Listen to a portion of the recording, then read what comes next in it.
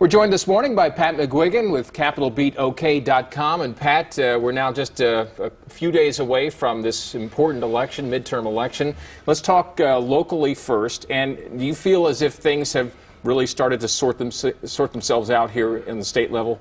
I do. I think that the Republican tide that has kind of been anticipated and predicted is probably going to happen. That doesn't mean they're going to win every single race, but it's going to be a good year for the Republicans, like 2006 was a good year for the Democrats. Let's talk about a few of the specific races, statewide races, and get you to make some predictions. One of those that's been thought to be maybe still fairly close is the insurance commissioner's race, Kim Holland versus John Doak. Yes, I'm going to go out on a limb and predict that Holland will pull it out. It'll be one of the bright spots for Democrats on election night. I may be wrong because of this tide factor, but I think that Holland has shown a lot of ability on the campaign trail. She's also had some good advertisements, or even kind of amusing, which without being hurtful or spiteful towards the opponent. So I give the edge to Holland. Okay. Lieutenant Governor Todd Lamb versus Kenneth Corn. I'm afraid Ken Corn's ads have been effective. I think that they're probably the worst example of distorted advertising in this campaign. Having said that, even though they've been effective, I believe that Lamb had such a big lead before they started and has continued to work very hard and has replied to the attacks. So I'm picking Todd Lamb in the lieutenant governor's race. Okay, and the big one, the governor's race, the polls show a widening margin for Mary Fallin over Jerry Askins. What do you say? What I say is that if I remember right, the peak numbers for Drew Edmondson in the primary was 48% in a couple of different polls. I might be right. He might have bumped over 50, but it was just barely. So his high water mark wasn't a majority. The problem for the Askins campaign is that Fallin's numbers have consistently now been above 50%. Her lead now is well outside the margin of error in all of the polls, 18% in the latest Sooner poll. So I believe that Fallin will prevail. However, here's my instinct. I think it'll be 8 to 10 points instead of the wide margin the polls show, and that's because of Askins' ability. I could be completely wrong, and we have another upset. We'll see. Okay, well, you pick three. We'll see how you do in those picks. Right. Let's talk nationally now, and the question, you talk about this tide. I mean, just how high is it going to be? It's going to be big, and Shakespeare wrote hundreds of years ago a wonderful line: there is a tide in the affairs of men which, taken at its flood, leads on to fortune. Now, you could argue that in 6 and 8, 2006 and especially 2008, there was a tide, and it was in favor of the Democrats. Right. I believe that tide this year is going to favor the Republicans, and here's why.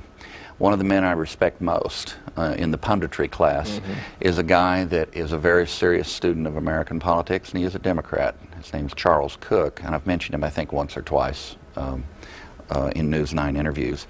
Charlie is saying, first of all, Charlie said in the summer 32 would be the Republican gain, in other words, just short of control. Then he raised that about 3 weeks ago to 45. He's now saying 60, and he says it could be 70.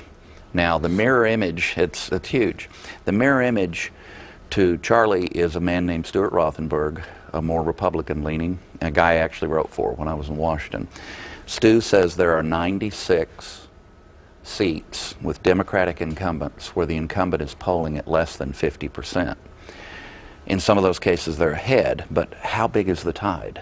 So the question becomes, how big is the tide? Just to repeat it, I don't know. We'll find out. But it's looking very good for the Republicans to take control of the House. Probably not the Senate, but I could be wrong there. I could be underestimating the tide. What this all adds up to, governor's races. Currently 24 are in Republican hands, 26 Democrats. The number that's being discussed is 30 plus or minus for the Republicans in the governor's seats nationwide. There's a lot of reasons for this. I think the fundamental reason is the emergence of the Tea Party and its focus on economic issues, which has, interestingly enough, had a unifying effect for the conservative end of the spectrum, where some other differences are being put aside because of concerns over the economy and spending.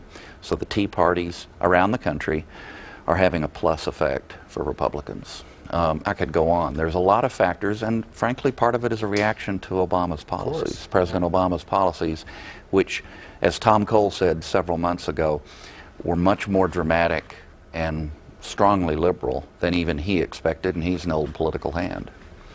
All right, finally, let's talk about something that's not related to necessarily to Tuesday's election. Oklahoma's pension funds. Oklahoma's ranked right now as one of the very worst in the country, and that our pension funds could go bankrupt in around, I think I read, was it 20 in 2020? It's conceivable. This is a problem all over the country. It's not unique to Oklahoma. And the worst, the one you're referring to, I think, is the teacher retirement system, which at best is 53% adequately funded. And that's even after some pretty good years of administration by Mr. Wilbanks, the current head of the OTRS, in terms of investments. So you start with the teachers fund, and then you turn to like the police, about 76%.